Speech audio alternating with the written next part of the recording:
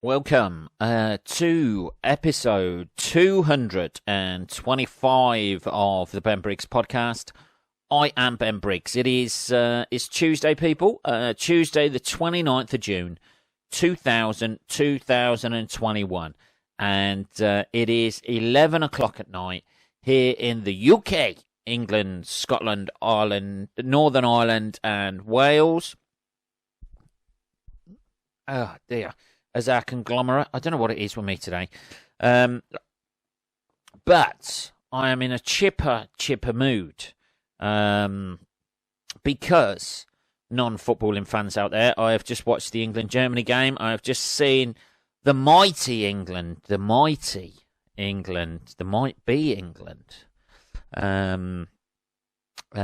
progress against Germany 2-0. Who'd have thought that?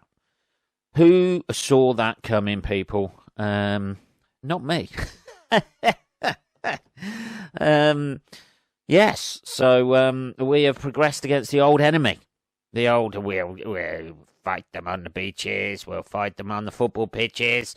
And all that. Something very, I feel very patriotic tonight, people. I don't know. I feel like invading a country. I feel like subjugating their people and teaching them our language and banning their own language. That's where it's got me, people. This is what happens when you watch football and the England team actually win. Actually progress. When we drew against Germany, I just thought, oh, fucking hell, man. Here we go. Out on penalties. Gotta be out on penalties, innit? But no, it was a good performance. I enjoyed it. I've already seen the streams of national pride. It's almost like we've won the Euros. Now we've beat Germany. I think if we go out in the next round, then I think everyone in the country will be quite happy. No doubt they will blame it on underachieving as ever, but we've beat Germany tonight, and I say we as a nation because if you're watching the game in a football shirt, as I was and still am, people, you feel part of that team, and it was a bit of a ride tonight. So it's. A lot of people, you see what you've got these days is you've got a lot of people still holding on to that anti-German feeling from the wars. And you've also got the other people, hey man, I fucking hate England supporters, man. I fucking hate them. They're all stupid dicks, man. I fucking hate them. But if you're just a normal, regular England supporter who supports the team, and as I feel I am, it's good. I don't. Firstly, when it comes to the Euros and that sort of thing, I don't understand people who don't like football. I don't understand that. I understand people who don't really, take an interest or whatever. But when there's a competition that grips the nation as much as it has, and it's got echoes of like Euro '96 about this tournament because a lot of the games are in at Wembley. It's just I don't understand that. Oh, I don't like football. Football's shit. I prefer going to the theatre and watching dramas. And you're never gonna have an experience of watching a football game and being into it and seeing the drama that unfolds in front of you in a fucking play. You're never going to have that because there's sort of jeopardy on the line, isn't there? There's a certain amount of jeopardy to playing a football game. Even now, watching Beckham's free kick against Greece, it still makes the fucking hairs on my arms stand up. I still get that fucking... I remember I was in a pub watching that and the place just fucking exploding. Just went mental. the drama and passion and, skill involved in football. That's why it's the most popular sport in the world, isn't it? That's why people, people in,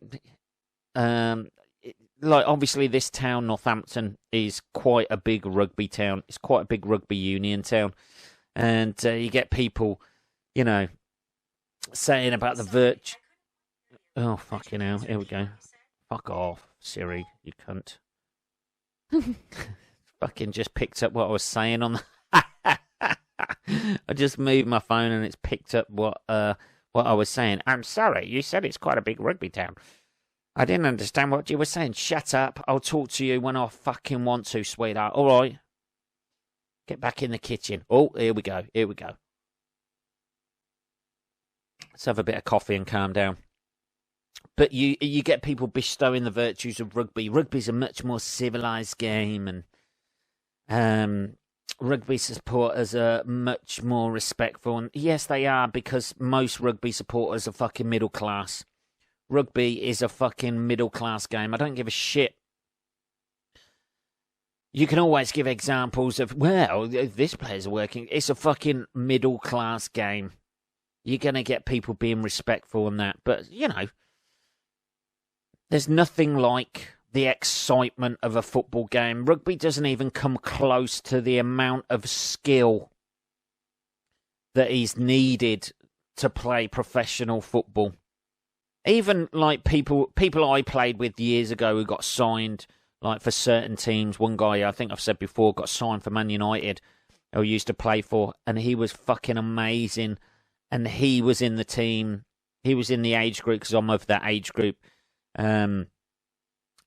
was in the age group with Beckham, Scholes, Giggs, the Neville brothers, and that sort of thing. He was the best player I've ever seen by far, and he didn't even make it into that team. He played like in the reserves a couple of times, got injured. He used to play centre forward for us, and he used to play centre back for them. That's the so the level that fucking David Beckham must have been at the age of like 15 or 16, or Ryan Giggs or Scholes or any of those players must be fucking, above and beyond. And then he's got some lumphead just fucking picking up a ball and running forwards with it, with his fucking head down. It's a little bit, when you see the stuff that Messi and Cristiano Ronaldo do on the ball and the skills they've got, and then you just see some hulking fucking figure with a fucking hat on, because his head's gonna fucking constantly be bashing into other people's fucking heads. You think, well, maybe there's a little bit of a skill difference between these two sports. I don't know, man. I've never seen, even the fact about rugby, the fact they have to pass it backwards, and then they have to progress. And there's just, there's people playing rugby who wouldn't last, half an hour on a football pitch doing as much running as they have to do, like off the ball and, running into space, and those runs that you make that create space for other people so that somebody else can thread the ball through to them. The amount of running that footballers do and the fitness levels that they're at, somebody like Messi or Ronaldo are at, is just fucking unbelievable. Unbelievable. And I don't understand why people don't, I can see people watching a Premier League 0-0 draw and going, this is fucking shit. But when you've got the best players in the world playing in a tournament against each other, and you see a game like tonight, and you see the sort of like skill and passion and the fucking, you spend most of the game fucking shitting yourself that Germany are going to score, and then that fucking relief when England scored. It's just, there's nothing like it, and then you start shitting yourself for the rest of the fucking game. Hoping England are going to score again, and Germany don't, because we've been there before, people. That's the thing. Let's have a little bit of coffee. That's the thing with being English and actually watching the football. You know the fucking heartbreak of it. That's why the song, the Two Lions song, Two Lions, Three Lions, sorry. That's why the Three Lions, say the Two Lions, one's gone missing. One's been shot by a fucking dentist in America. There's only two left. That's why the Three Lions song is so poignant for England fans. Because it's got that sort of like, with fucking... It acknowledges that we've been underachievers for years. You know, since the 66 World Cup final, for 30 years, you know, we had nothing. It's gone on a little bit longer than that, to be fair. Now, isn't it? It's gone on a little bit longer than that. But that's why. That song sums up being an England supporter. To be quite honest with you, it sums up being English so well, that song. We love a fucking underdog in this country. We love seeing ourselves as the, you know, it almost goes back to the war, like the plucky Brit having a go, you know. We'll go over there, sir, and we'll march over the top with just these sticks. You know, we will march towards our enemy. No running now, boys. We don't want to look bad whilst you're being cut down with machine gun fire. We like an underdog in this country. We like them when they stay as an underdog as well. You know, it's almost like the Eddie the Eagle Edwards fucking phenomenon. You know, we like a trier. We don't give a fuck if we fucking lose. Well, we do a little bit, but as long as we tried hard and get cheated out of things, or you know, it goes, you know, we go out on penalties. That's the ultimate for us in this country, to go out on penalties, because we can somehow say that wasn't fair and that we didn't deserve that, because it's basically down to fucking luck a little bit with the old penalties. So, yeah. You know, and people slagging off the England supporters already on Twitter and shit like that. You know, saying, because of the anti-German sentiment at the fucking, you know. I think there was there was a roar in the crowd when it went onto a little German girl's face, you know, crying and that sort of thing, and people already saying, how could you make... It's part of it. It's pantomime. That's what that is. That's all it is. Pantomime. That's what a football game is, with England, with supporters watching. You see the difference in crowd songs and crowd humour, and between an England or Premier League game, or any English supporters, Scottish supporters. There's a difference between how they banter and the songs they come up with and sing from the terraces and that sort of thing. And it's all pantomime, isn't it? You know, a little German girl crying. Yeah, but, you know, I don't think it's that bad where people were cheering and laughing and that sort of thing. You know, she was shown on the big screen, she's crying. You know, it's the epitome of what the British sense of humour is a little bit. It's a little bit dark. It's a little bit, you know, near the knuckle. You know, it's because we always get dicked by Germany in football. And it was just that coming out. You know, it's not like, there you go, that's what you get. It's just, whee! You know, there's a difference between the sort of like pantomime of it. It's very, the crowd it's how I would imagine a football game is how I imagine when you hear about the fucking crowds at the Globe when Shakespeare was doing fucking plays and shit like that. I know it's a bit hoity-toity. But it's got that sort of like heckly nature to it, football. It's a release.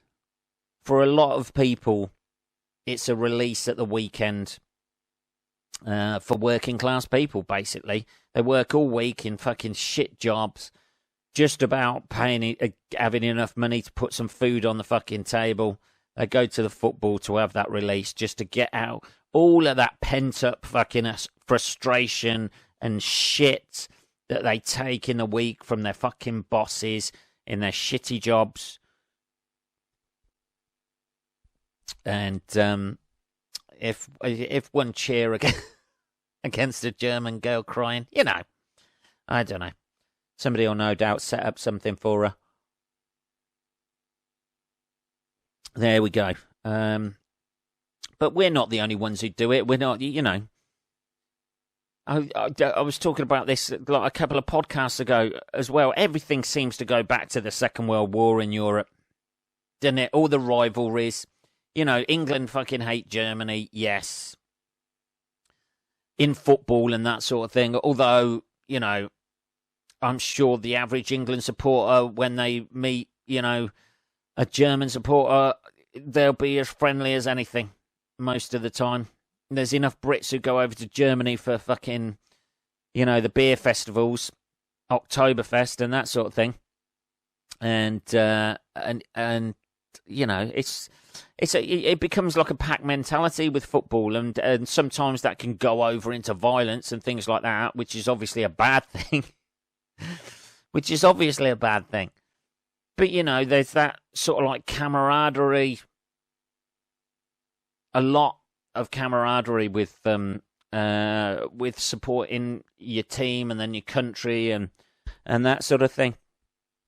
And it'd be a shame if that sort of thing was ever lost. You go to a fucking football game and you hear the chanting and stuff like that, and then you go to a rugby game. It's totally different atmosphere. Totally different atmosphere. The atmosphere at football grounds are amazing.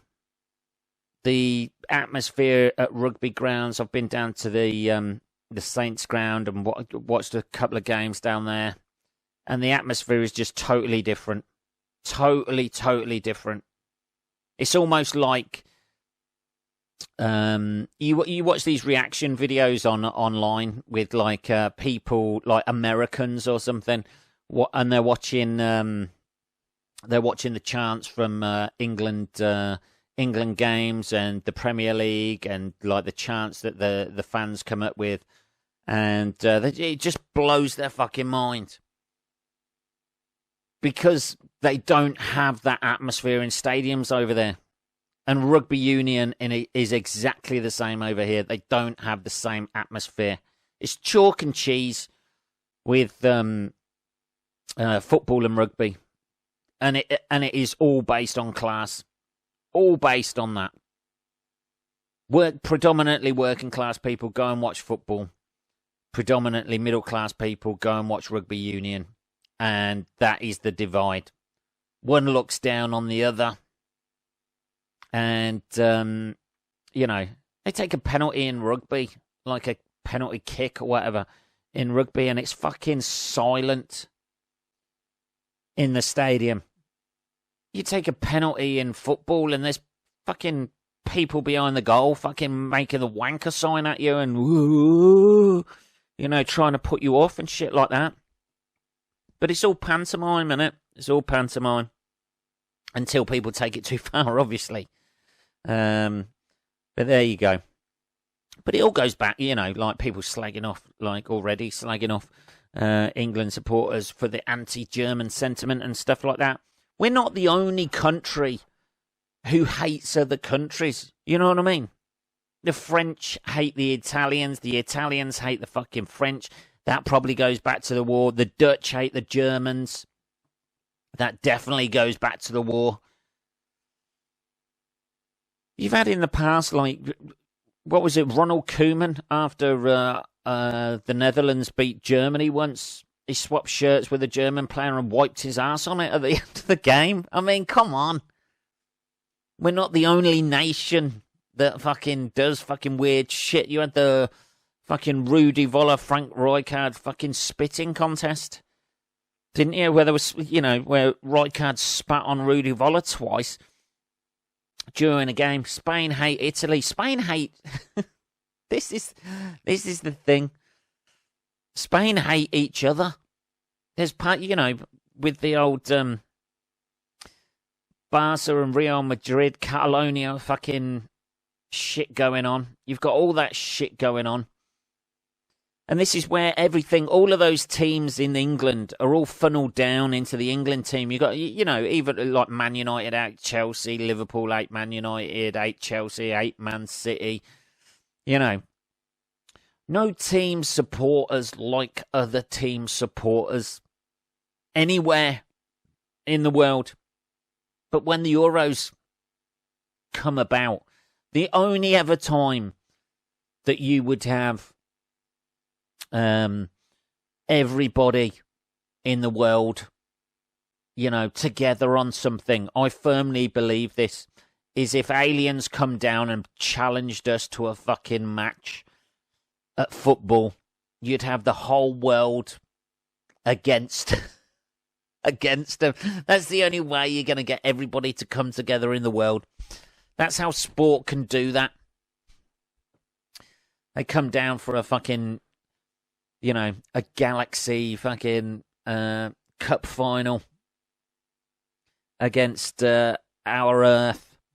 And we put an Earth's team together. That's the only, and there would have to be something important on the line. Like the loser gets wiped out or something like that. And everybody on Earth would come together to support our team.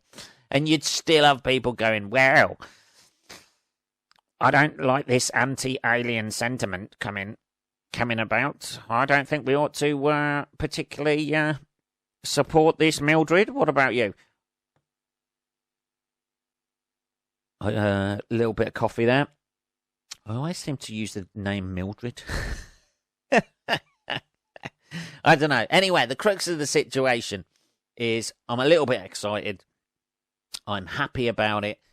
We're through to the next round, and hopefully, I just don't want us to go out in a lame way. You know what I mean? I want us to, typical Englishman, I want us to put up a good fight. And when we go out, not on our knees, but fucking standing proud and other, cliched references from football. Jesus. Here we go. Maybe I got a bit too carried away. Anyway, talking of Britishness, Englishness, I don't know. Here we go from one situation to another. It's the Ministry of Defence in this country, in our Fair Isles here, are sorry after secret papers were left at a bus stop. Didn't they do this before? I'm sure they've done this before. They're always leaving secret papers on a train or at a bus stop or something like that. Has nobody, do they not do that thing where they tie the briefcase to the wrist anymore? Do they not do that? Is that just a thing they do in films? So they have to, cut off their wrist? Did that ever exist? It's a little bit more coffee there. I'm going to have to finish this, man. And not do that anymore. Are people just casually...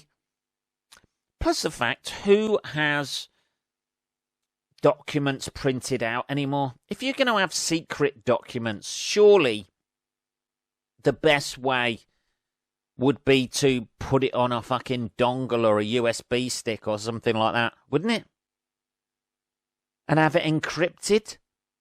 Wouldn't it? If they're top secret, you fucking just, Are we still at that stage where we're like early Bond films from the 60s where we're walking around with a brown manila envelope with top secret stamped on it? Is that it? For some guy with a, with a flick knife in his fucking boot to come up behind you and whack you in your spine, and then as you go down, you just see a hand reaching for the documents. Is that on it? The government has said it is carrying out a thorough investigation into how classified defence documents were found at a bus stop in Kent. Is this, do we need funding for our Ministry of Defence now? That people carrying classified defence documents are taking the bus? I don't know. Is that what it's come to? Defence Minister Jeremy Quinn told MPs he was very sorry it had happened. He said it appeared to be a mistake made by a senior official and the person's access to sensitive material has been temporarily suspended. He's being sweated down, isn't he? They were top secret, not fucking, It's not a pamphlet to be left at a bus stop. The documents which were handed to the BBC. Yeah. I'm surprised they weren't handed to a newspaper so somebody could get some money for it. I doubt if the old BBC are coughing up on that, are they? Contain details of HMS Defender and the military. What sort of details? They were found in a soggy heap behind a bus stop in Kent early. It sounds like he's been up to no good. Is this in a red light district? This bus stop by any chance? In a statement to the Commons on Monday, Mr. Quinn said the documents included a paper that was marked secret, UK eyes only. Nobody, I tell you what, only people from the UK can read this. Maybe he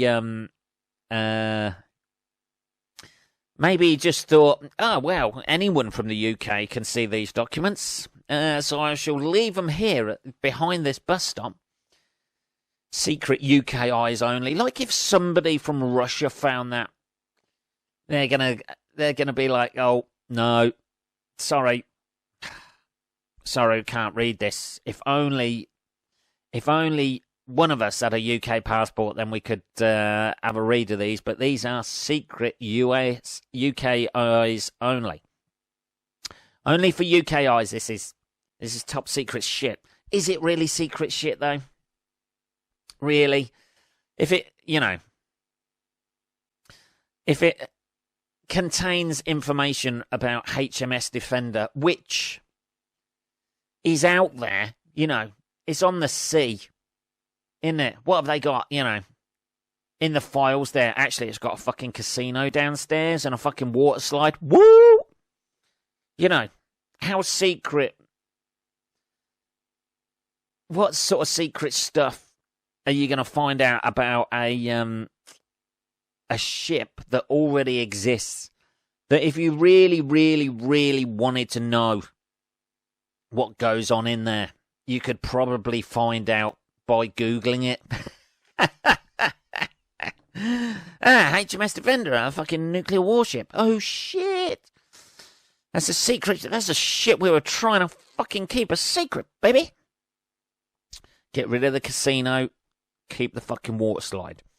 Yeah, how much, Mr. Quinn also asked whether the investigation will consider whether any official secrets laws were broken by the BBC in reporting on the documents. Really? That sounds like somebody trying to dig themselves out of a fucking hole, doesn't it? That's somebody who's gone, yeah, well, we did leave the documents, but you shouldn't have reported on it. So we're going to see if there's legal action. Deflect. Isn't it? That's kind of like, say, yeah, I did cheat on you, but you just looked at that guy over there. So, we're even. We're even. And then making it all about that. Yeah, I fucked about 8 different guys, but you weren't giving me the attention that I needed. So it's all about you. Jesus. Are the military really doing that? Are they? In an ideal and proper world, these documents should have been available where they were. So that's where the original fault clearly lies. Should not have been. Well, yeah. Exactly. Yeah, officially secret documents shouldn't really be stored behind public bus shelters. Should they really? most people, it's got to be like a locked filing cabinet at the very least, possibly a vault. The stamp's on there though. If you had top secret documents that you didn't want getting out, you wouldn't mark them up top secret, would you? Everybody, if you came across an envelope in the road and it said top secret on, you're going to have a look, aren't you? If you come past a brown envelope just blowing about the street with no markings on it whatsoever, you'd just be like, that probably fell out of somebody's recycling or something, wouldn't it? If you're a good person, you put it in a recycling bin outside. Most people just let it blow around until somebody whose menial job it is comes along with one of those fucking hook things and picks it up. I don't know, man. Jesus Christ. What is this fucking country coming through? We're coming through a victory, people. That happened earlier this evening. Anyway, that is episode 225 of the Ben Briggs podcast. If you have any questions or anything like that, it is just podcast@benbriggs.co.uk. I will be back on Saturday, motherfuckers. Have a good rest of your week. I'll speak to you then. Take care.